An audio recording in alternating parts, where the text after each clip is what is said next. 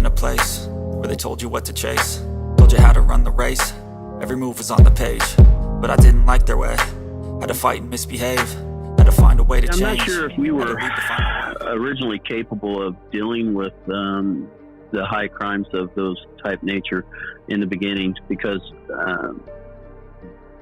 we just recently, I mean, we've had detectives before, but they typically just do your normal battery and your normal type thefts and stuff like that.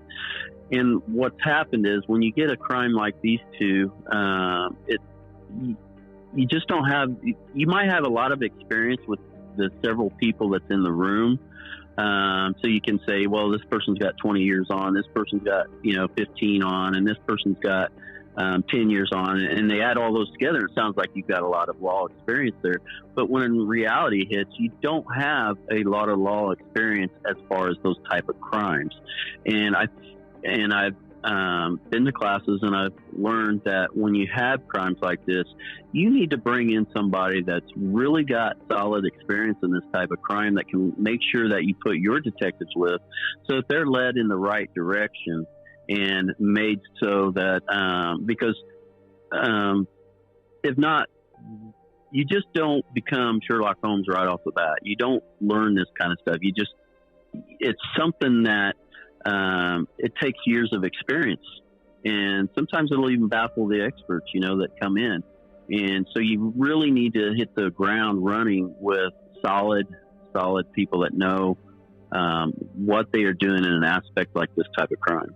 Well, I'd like to bring in some detectives that actually know what type of crime they're dealing with.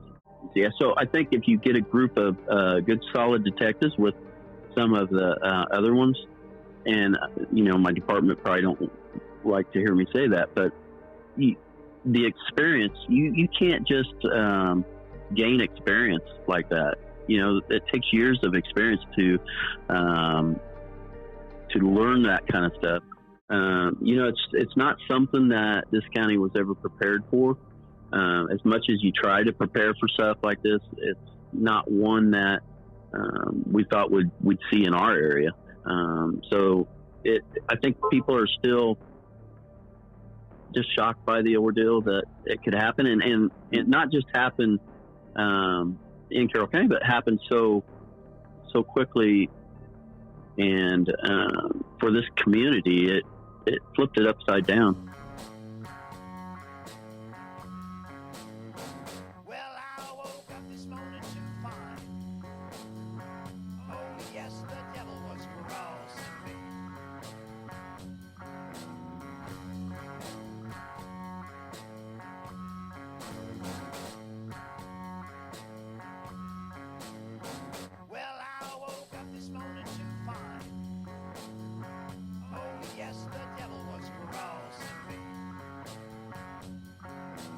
After Richard Allen shared his information with law enforcement officials, he went back to his job at CVS. He didn't hear from the police for more than 5 years. And on October 13th, 2022, a bomb was dropped on the Allens.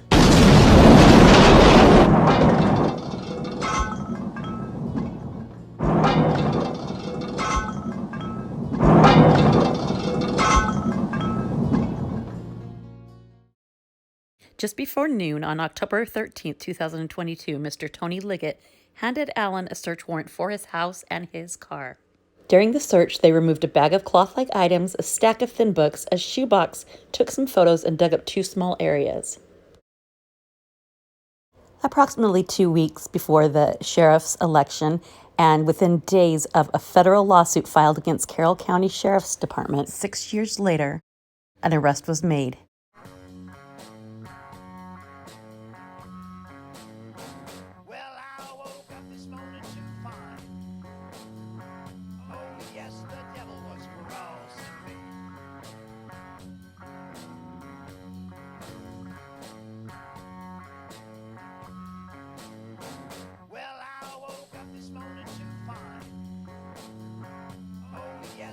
When this investigation took off, I just didn't see eye to eye with the sheriff on it. And which, that's fine. We all have our own opinions, but I didn't agree with a lot of the things that were being done or being said. This thing shouldn't have lasted as long as it has, but for some reason it has. And I think that we need to rethink why that is. Well, I woke up this morning to find, oh yes, the devil was crossing me.